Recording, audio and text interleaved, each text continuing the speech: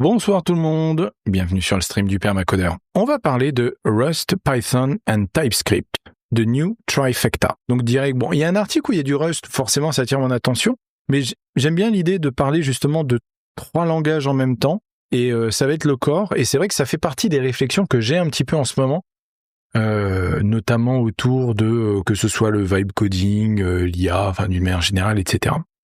Donc, qu'est-ce qu'il dit? My guess, oui, c'est bien, parce qu'il commence par la fin, j'aime beaucoup. My guess is that Rust, Python and TypeScript are going to become the dominant languages going forward. Ce qui est assez intéressant avec ça, c'est que ça met en avant le fait d'utiliser l'IA pour développer, et le fait que avant, on était obligé d'investir une quantité d'efforts assez extraordinaire dans le fait de maîtriser à la fois un langage, ses idiosyncrasies et tout l'écosystème qui est autour, et le fait qu'on en aurait moins besoin, ou du moins qu'on ait moins besoin d'aller en profondeur, si je prends les compétences santé là, si ça vous parle, le fait d'avoir moins besoin d'aller en profondeur, bah justement, vous diminuez une barre du thé que vous pouvez après investir dans d'autres langages. Et son raisonnement, en fait, tient à peu près la route, c'est-à-dire en termes de domaine.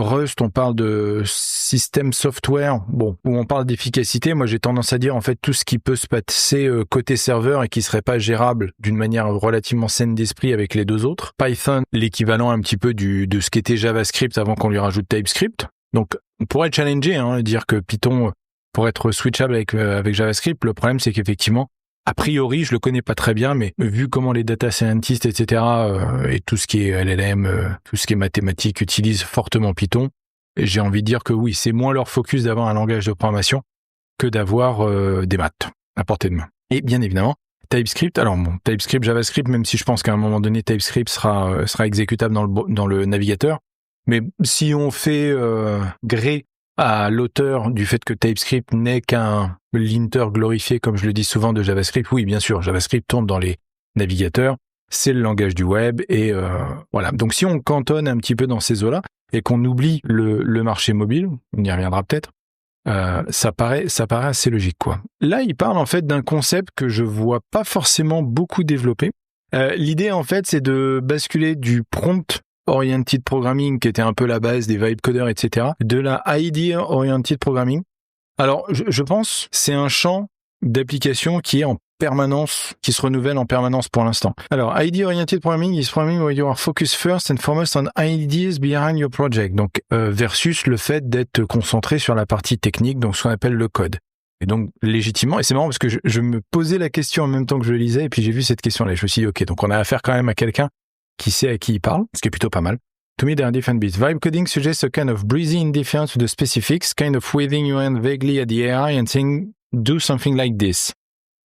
Et ouais, alors il a un autre article que je vais pas forcément creuser dedans, mais qui est assez intéressant sur la fameuse IA qui a détruit une base de données. Et le fait de traiter l'IA comme un génie, c'est une très mauvaise idée, alors que traiter l'IA comme un junior, c'est vachement plus intéressant. Et c'est vrai que je vois beaucoup de gens qui étaient très bullish, donc qui est très pro AI dans tous les sens, qui parlaient de vibe coding, qui parlaient de prompt, qui parlaient de la fin des devs, enfin ce genre de conneries-là, qui maintenant sont beaucoup plus prudents et qui disent oui, non, mais en fait l'IA c'est génial, pas parce que ça va remplacer les devs, ce qui était pourtant ce qu'on nous disait jusqu'à il y a pas si longtemps et que j'entends encore aujourd'hui.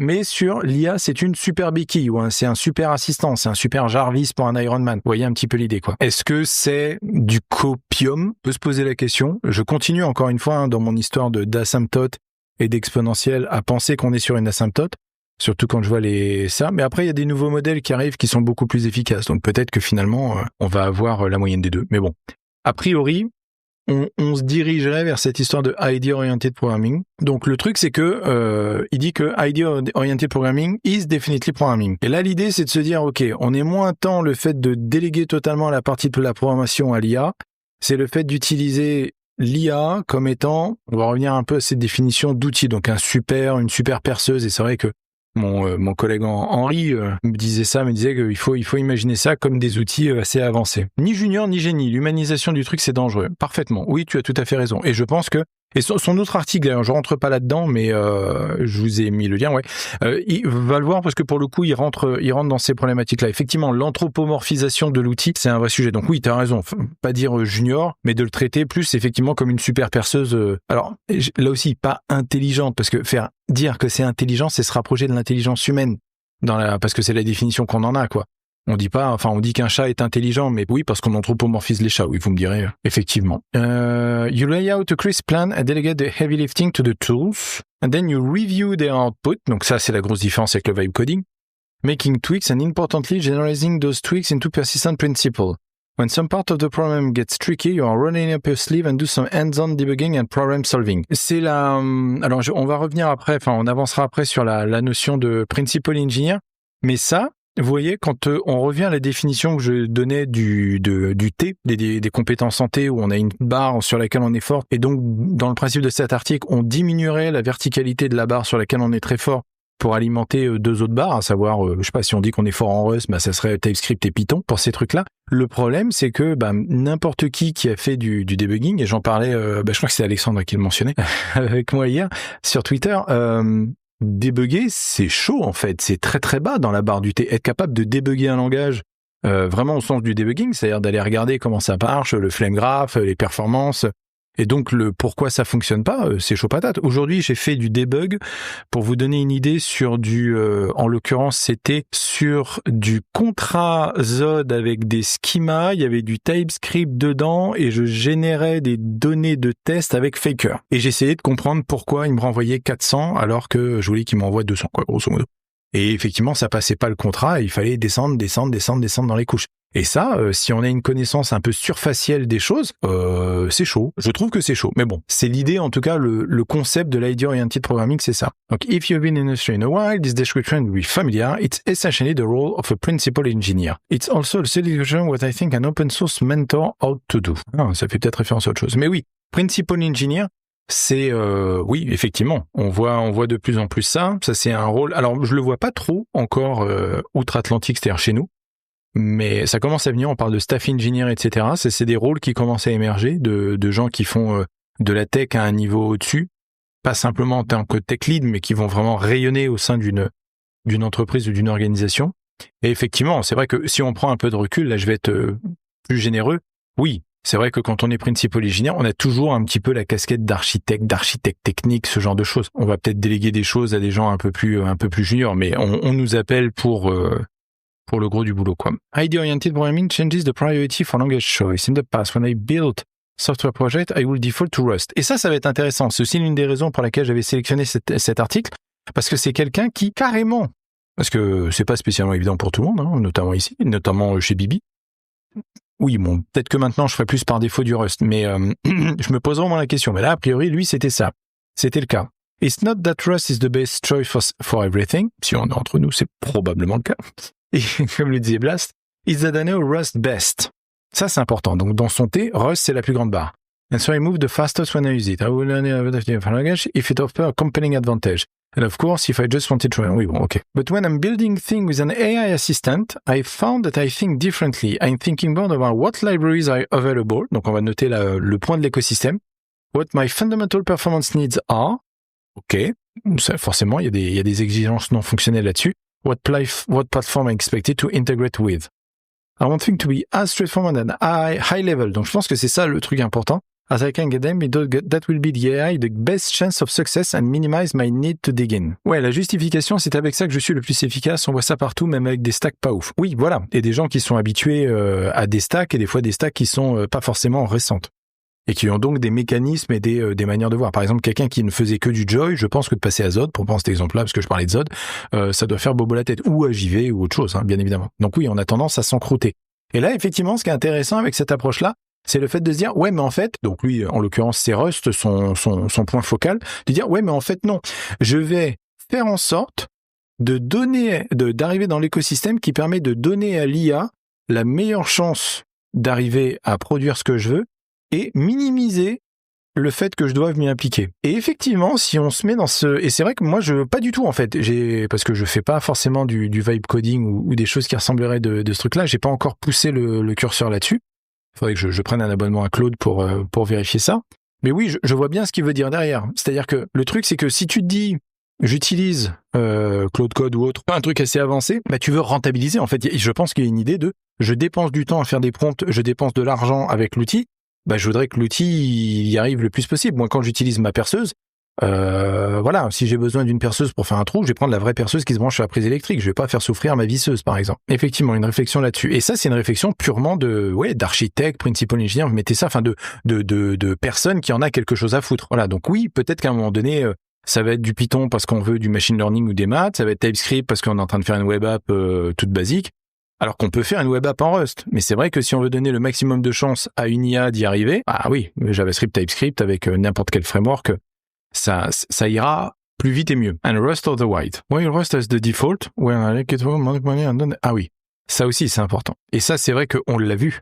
I know that its type system will catch errors up front, and I know that its overall design will result in performance cost that use relatively little memory. Ce qui est donc le principe de Rust. Mais surtout le plus important, c'est le système typal. Et c'est vrai que on l'a vu, le système typal de Rust, il est ce qu'il est, il a sa puissance, il a son expressivité. Et c'est vrai que d'avoir ça permet d'avoir déjà des guardrails, de se dire, on peut laisser l'IA travailler en boucle en faisant du type-driven development, et a priori, si elle y arrive, ça fonctionne. J'en suis pas encore à dire que le meilleur, c'est une web app en WebAssembly en Rust. Pas encore. Écoute, il y a bien des gens qui ont essayé de faire des web apps en Canva, j'ai vu ça sur Twitter. Bon, ça pose quelques questions, mais continuez le combat. Peut-être, comme toujours, c'est le debug, ça va être les flame grabs, je pense qu'il doit y avoir toutes les affordances, etc. Ouais. Benji, Claude Code avec Rust en mode vibe coding, c'est une dinguerie. Il accède au lot de compile, Clippy, auto-corrige tout, ça m'a dégoûté de lui laisser trop la main. Tu m'intrigues. Peut-être qu'effectivement, ça n'empêche pas de devoir creuser son thé en Rust, parce que si tu dois débugger en Rust, je pense qu'il faut maîtriser un peu, comme on l'a vu, les traits, etc., mais ok. Blast, Flutter repose sur ça, les Canva. Après, à voir. Parce qu'après, il y a plein de questions d'accessibilité, de perf, de cache, etc. Mais à voir. Encore une fois, c'est bouillonnant. C'est ça qui est sympa. Type system are hugely important for idea-oriented programming. Je pense que type system are hugely important for programming tout court. C'est peut-être la révélation pour beaucoup de gens, mais bien sûr. LLM can obtain the term of what we expect from a computer. Typical computer can cross-reference vast amount of information. Ouais, j'ai plutôt tendance à dire. Après, c'est une interprétation de l'hallucination, mais limited awareness of things that are not right in front of their face unless they correspond to some pattern. Parce que bien évidemment, l'LLM, c'est du pattern that is ingrained from training. They are a lot more like human that way. And the technologies who have to deal with that, like RAG or memory MCP server, are mostly about trying to put things in front of their face that they might find useful. C'est vrai que je l'avais jamais vu comme ça. Le fait de se dire que les RAG et le MCP, c'est une manière de tordre des IA qui seraient beaucoup trop générales pour les rendre spécifiques. On en avait parlé la dernière fois, mais oui, il y a effectivement cette idée-là derrière. Et en fait, on peut voir ça comme un type system. Le fait de dire je limite une IA sur un ensemble de documents donnés pour qu'elle me réponde, d'une certaine manière, c'est limiter son champ typal, c'est limiter son champ d'expression. Et pareil pour les MCP, il va y avoir une couche devant l'IA qui va dire je vais faire une interface, on va dire, mais l'interface, littéralement, c'est un système typal. Donc je vois bien un peu l'aspect méta de ce truc-là, et ça rejoint l'idée que type system are hugely important for programming. But of course, programmers have evolved a way to cope with human narrow focus type system. Basic type system can catch small mistakes, like argument of the wrong type, when in Rust and TypeScript, also capture domain knowledge and steer down a path of success. Honnêtement, pour faire beaucoup de systèmes typal avec TypeScript en ce moment, je regrette énormément Rust. Using a Rust enum, for example, capture both which state your program is in and the data that is relevant to that state. Eh ouais. Notably, Rust, TypeScript and Python all have pretty decent type system. J'avais levé les sourcils dès que j'avais lu ça, mais effectivement, il essaye de compenser derrière avec l'équivalent de TypeScript pour Python, à savoir MyPy et PyDantic. En vrai, ces trois piliers-là, c'est pas juste pour être pro-Rust, mais ces trois piliers-là ne sont pas équivalents, très honnêtement. J'ai pas fait beaucoup de MyPy, PyDantic, j'ai fait en plus relativement peu de Python, donc je laisserai les pythonistes s'énerver là-dessus, mais je suis pas d'accord pour les mettre au même niveau. Vraiment, de plus je fais de TypeScript, plus je me dis un système typal qui n'est pas intégré au runtime, c'est chaud quoi, c'est vraiment chaud. C'est le même des trois dragons. Ah oui, on va le mettre celui-là. C'est ça, Rust, TypeScript et Python.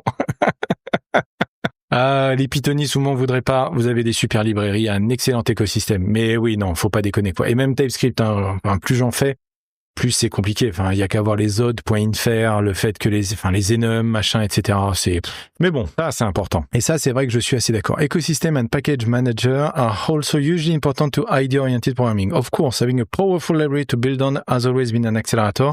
But it also used to come with a bigger downside because you have to take the time to get fluent in how the library works. That is much less of an issue now. Donc j'imagine avec les IA. For example, I have been building a family tree application to use with my family. I wanted to add graphical rendering.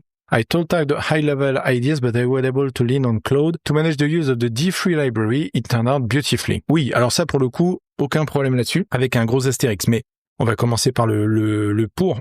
Oui, bien évidemment, utiliser des IA qui ont été entraînés sur toute la documentation et puis tous les Stack Overflow, tous les articles qu'il y a pu avoir autour d'un sujet, c'est extrêmement puissant parce que c'est ce qu'on fait nous en fait. Quand on va chercher, là par exemple j'ai fait beaucoup de ce que je disais, de Faker, de Zod, etc. Je suis allé lire plein d'issues sur Zod, plein d'issues sur Faker, etc. J'ai fait littéralement le boulot d'un LLM pour essayer de retrouver le pattern des problèmes que j'avais pour voilà, et j'ai halluciné 2-3 fois dans ma démarche. Donc oui, j'ai fait exactement la même démarche qu'un LLM aurait pu faire naturellement. Effectivement, on va arriver à l'astérisque et après je finis juste ça. Notably, Rust, TypeScript and Python all have pretty decent package manager, Cargo, NPM and UV respectively. Both TS and Python have version are not evaluate those in depth. Et ça, donc on va arriver à mon astérisque. Ouais, mais non en fait. Alors il y a un astérisque qui me vient tout de suite en tête, c'est que ok, il y a des 3, mais il y en a d'autres des librairies pour faire ça. Et le problème que je vois avec ça, c'est le renforcement. Biais de confirmation, ouais, ce biais de renforcement, il doit y avoir un truc là-dessus. On va y revenir sur les package managers. Je vais finir sur les écosystèmes. Mais ouais, en fait, c'est que on va renforcer sur des librairies qui sont déjà utilisées et donc renforcer davantage sur ces librairies. Donc, j'ai envie de dire, d'une certaine manière, ça tue la créativité. Si on veut utiliser une librairie tierce ou si on veut même savoir qu'elle existe, bah il y a peu de chances en fait, parce qu'au fur et à mesure, les IA vont s'auto-renforcer parce que le code qu'on fait avec les IA, on va le pousser sur GitHub, sur GitLab, ça va encore renforcer les IA qui seront entraînées derrière. Et donc, les alternatives seront pas faciles à trouver. Et donc, moi, je me méfie beaucoup, en fait, de cette espèce d'effet un petit peu systémique de n'avoir à la fin plus que du React, avec que du D3, avec que du Zod, puisqu'a priori, ça a l'air d'être limite le standard. Et vous vous rappelez la dernière vidéo que j'avais faite, enfin, le dernier article sur les conventions et les standards? Bah, là aussi, en fait, une convention qui est utilisée par tout le monde, ça devient un standard, sauf qu'en fait, c'est pas vraiment un standard. Et on risque de s'enfermer. Moi, j'ai peur, en fait, un petit peu de cet effet d'enfermement. Il y a cet aspect-là de la créativité qui disparaît, quoi, dans le choix. Et ensuite, donc, sur les package managers, ouais. Alors, actuellement, moi, sur mon projet, on mélange du NPM, du PNPM, et j'ai vu passer du Turbo. Là aussi, je suis pas sûr qu'on veuille avoir un projet dans lequel les IA auront soit mélangé tout, soit tout renforcé sur l'un ou sur l'autre. Bon, après, le problème d'NPM, c'est que c'est très en dents de scie. Il y a eu des bonnes périodes d'NPM où on voulait pas lui faire grand-chose, et puis après, ça s'est cassé la gueule parce que on voulait lui faire des trucs comme par exemple les workspaces, et ça marchait pas bien du tout, d'où l'émergence d'autres. Il y a eu des problèmes de perf, donc il y a Yarn qui est arrivé. C'est vrai qu'on n'a pas parlé de Yarn. Il y a Yarn qui est arrivé, et puis après, NPM a corrigé ses problèmes de perf. Et moi, j'ai constamment un sentiment yo-yo avec NPM. Donc, j'ai envie de dire, plutôt qu'à faire du yo, autant prendre un truc qui marche. Mais un truc qui marche, c'est quoi? C'est PNPM? C'est Turbo? C'est le prochain? Donc là aussi, est-ce qu'on va pas avoir un phénomène de renforcement, de bordel? Je ne sais pas. Ah putain, Bun. J'ai oublié Bun. Oui. Oui. Ben oui. Ou Deno. Et Deno qui fait aussi son truc de son côté. Donc, quid de la fragmentation? Et quid, juste, si on revient sur notre barre de thé, là, barre verticale du thé, quelqu'un qui ne maîtrise pas forcément les options des différents package managers, bah, va peut-être pas forcément choisir le plus approprié. On aura un résultat qui fonctionne, mais non, pas Deno. Truc morné, Deno. Je rappelle des gens qui étaient ultra bullish sur Deno. C'est peut-être Deno, ça doit être le premier truc dans l'écosystème JavaScript. Ouais, je pense que ça doit être le premier. Et ouais, pourtant c'est en Rust, mais c'est le premier truc où je me suis dit waouh, soit c'est trop dans le turfu, soit c'est morné. Enfin, il y avait un aspect un peu comme ça. Et je pense pas que ce soit spécialement morné, mais ça a beaucoup de mal à être le node killer, quoi. L'idée des devs s'en vient dans le code. Ouais, rappelle goût. Syntactic papercut and non-obvious workaround mattered led, but error messages and accurate guidance are still important. Ergonomics initiative. Ah oui, ça je l'ai pas lu, j'ai pas vu encore cette RustConf keynote parce que j'ai beaucoup de taf plus la fièvre là, j'étais pas motivé. Mais il parlait de ce truc-là, d'améliorer. Alors ça il peut y avoir que Rust pour faire ce genre de choses. Rust Language Ergonomics Initiative. Peut-être qu'il faudrait que je discute de ça à un moment donné. Mais bon, ça faisait un peu long en termes de vidéo, donc on va finir là-dessus. Bonnes idées, mais DX frustrantes. J'imagine que tu parles de Deno, effectivement. Le fait que ce soit pas compatible avec les libs NPM suicide en direct. Oui, c'est vrai. Ouais, bien sûr. Oui, il y a eu tout. Maintenant, c'est moins le cas, mais effectivement, dès le début, il y avait cette espèce de côté un peu rupture de Node 2.0. Ah, c'est le problème quand c'est trop ambitieux. Voilà. Donc, je reparlerai peut-être de l'ergonomics initiative, mais grosso modo, c'est ce qu'il dit. There were a lot of errors in her that are simple to solve, but only if you know the trick. Alors, sans rentrer là-dedans, parce que c'est vrai que c'est un peu long, mais grosso modo, c'est ajouter une étoile parce qu'on doit déréférencer à un moment, ou alors ajouter un mute, voilà, ce genre de choses. Et les messages d'erreur de Rust, on l'a vu, sont très explicites, mais des fois, en fait, ils sont explicites, mais on se retrouve à faire les mêmes modifications, ou alors de se dire, tout ça doit être mute, ou il faut rajouter une lifetime. Et c'est vrai que toute cette boucle de rétroaction, si on a une IA qui le fait, on a moins à se poser la question. Mais ça, effectivement, et c'est comme les humains, en fait, le fait d'améliorer les ergonomics, donc les affordances, qu'on dirait, c'est important pour les humains, mais c'est d'autant plus important pour les IA parce que on peut leur imposer le fait de travailler en boucle. Ça, c'est ce que j'avais vu. Donc oui, effectivement, plus un langage va être expressif dans ses erreurs, etc., dans tous ces messages de débugage, le mieux ce sera. Bottom line, LLMs makes powerful tools more accessible. Ideas-oriented programming is anything fundamentally new. Non, il l'a jamais prétendu, bien évidemment. But previously, to work this way, you had to be a principal engineer in a big company. Et c'est peut-être là où, sans dire qu'on est tous d'un niveau principal engineer, c'est pas ça la question, mais c'est vrai que quand on est un petit peu expérimenté, et ça doit être un biais en soi, c'est vrai que tout le monde n'est pas un principal engineer at a big company. Tout le monde n'est même pas principal engineer et tout le monde n'est bien évidemment pas engineer. Donc le fait d'avoir un agent comme Claude qui puisse faire donc ce que je disais, d'avoir un junior sans anthropomorphiser, mais d'avoir un agent qui va faire cette boucle de rétroaction là et d'être en capacité, grâce justement à des affordances au-dessus qui font le taf. Ouais, je peux comprendre. Dans le doute, on l'est. Pas raison, soyons arrogants. Part of what makes a PEP is that they have a wealth of experience to draw on. On est d'accord, barre de thé. Can your engineer do that the same kind of work? It's going to take some time to find the best way to teach people that kind of judgment. It was never possible because the tool went there. It's not surtout that this style of working means you spend less time in that flow state of writing code and fitting the pieces together. Ça, je vais peut-être y revenir là-dessus. Some have said this made coding boring. I don't find that to be true. I find that I can have a very similar, maybe even better experience by brainstorming and designing with Claude, writing my plans and RFCs. A lot of the tedium of that kind of ideation is removed since Claude can write up the detail and can focus on how the big thing fit together. Bon, je sais pas. De plus en plus, je suis en train de me dire qu'il faudrait que je me prenne un Claude Code histoire de voir, pour vraiment pratiquer. Et cet article-là m'a en partie convaincu, dans le sens où je me dis, ouais, ça peut être intéressant de se dire, être capable de... La métaphore avec la perceuse va être très short, mais le fait de dire, oui, je suis capable d'enfoncer un clou avec ma main dans le mur, n'empêche pas le fait de travailler avec un marteau le reste du temps quand on en a 200 implantés, quoi. Il y a un petit peu cette idée-là. Toujours les mêmes questions. Comment les juniors, ils vont faire? Parce que les juniors, ils ont pas cette barre de thé qui peuvent diminuer pour aller investir dans d'autres langages. Je comprends en fait l'idée de se dire qu'on a moins besoin d'être fidèle à un langage et donc d'investir dans un langage.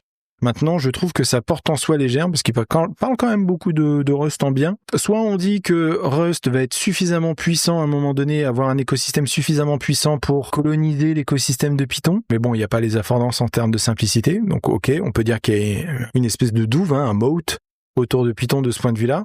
Sur la partie web, c'est ce qu'on disait avec Blas sur Wasm et puis le développement web. Est-ce qu'à un moment donné, finalement, on va arrêter de se prendre la tête avec TypeScript et plutôt que d'essayer de faire du TypeScript côté serveur qui essaye de coder avec le client, on va pas dire, non, miquez-vous, on fait tout en Rust et on va causer avec le DOM de manière transparente? Je ne sais pas. Est-ce que cet article-là, il n'est pas écrit avec un biais qui est ce truc-là a du sens? En tout cas, je pense que ça contribue au débat. Et il y en a un autre, c'est un tout petit lien, mais je trouve que ça complémente bien un petit peu cet échange-là. Cet article-là, il est intéressant là. Inversion and the power of avoiding stupidity. Je vais le traverser en fait assez rapidement. Grosso modo, en fait, quand on veut résoudre un problème compliqué, il faut travailler à l'envers. Et c'est vrai que a priori, il n'y a pas beaucoup de gens qui fonctionnent comme ça. Et pour revenir un petit peu sur ce qu'il disait dans son article, le fait de dire je discute avec Claude et je vais avoir une RFC que je vais alimenter, etc., mais en fait, c'est traiter un problème à l'envers. Et c'est aussi ce que je disais moi sur le fait de commencer par faire du test-driven development en partant de l'aspect E2E, donc vraiment l'aspect high level, et puis après de descendre au fur et à mesure dans les différentes briques, quitte à moquer, stubber différentes parties pour y arriver, quoi. Et je l'aime beaucoup cet article parce qu'il rentre dans en fait la partie modèle mental, psychologique derrière de comment ça marche. Et donc éviter la stupidité est plus facile que d'essayer de devenir brillant. Et vous voyez, si je fais le parallèle avec l'autre article, comme quoi ils se répondent, il y a un petit peu cette idée-là. Ce qu'on veut, c'est éviter que Claude soit stupide. Et on veut pas forcément qu'il soit brillant, on veut éviter qu'il soit stupide, parce que c'est là où en fait c'est pénible, une IA, c'est quand elle nous sort n'importe quoi, qu'elle hallucine, enfin qu'elle est littéralement pas intelligente, donc qu'elle est stupide. Et donc plutôt que de la rendre intelligente, l'idée c'est de guider au maximum là. Donc on inverse les problèmes. Et l'idée c'est d'éviter les ennuis. J'aime beaucoup ça. Donc je me suis dit je vous le mets ça en bonus. Ça me paraît pas mal. Puis ça complémente bien l'autre article. Et ça rejoint un petit peu cette philosophie un peu méta de, en fait c'est ce qu'on essaye de faire avec l'agilité. Si je devais conclure là-dessus, c'est le fait de se dire ok, on veut implémenter une nouvelle feature, un nouvel objectif. Ça c'est un truc high level. Après, le fait de se dire, est-ce qu'on va faire ça avec du TypeScript, du Rust, est-ce qu'on va utiliser Request, est-ce qu'on va utiliser AJV, etc. En vrai, on s'en fout. Et c'est un petit peu ce qu'il dit. En vrai, on s'en fout. On n'a pas besoin de se prendre la tête avec tel ou tel élément de l'écosystème, parce que au final, il vaut mieux prendre quelque chose qui permette à notre IA d'éviter la stupidité. Et ça, je trouve ça pas mal parce que on peut l'appliquer aux humains, parce que finalement, les LLM raisonnent en pattern comme nous, donc ça peut s'appliquer à nous. Et c'est peut-être ce qui permet de débloquer la productivité avec les IA. Et donc, moi, ça peut m'intéresser. Donc, de plus en plus, je me dis, OK, avec un contrat comme ça, qui est pas simplement du vibe coding où on chie de la merde, et comme le disait Sam Altman, on rentre dans l'ère de la fast fashion des SaaS. Ça, c'est le pire truc que j'ai lu de la semaine. Ça m'a vraiment foutu le cafard. Non. Par contre, le fait de se dire, on a peut-être des nouvelles manières d'être productif, et il faut quand même continuer à faire ses katas dans son langage de prédilection, pour être productif, ça je trouve ça pas mal. Voilà, donc écoutez, si ce genre de commentaires d'articles vous intéresse, n'hésitez pas, likez, abonnez-vous, rejoignez-moi en stream, ça sera toujours un plaisir. Merci à vous.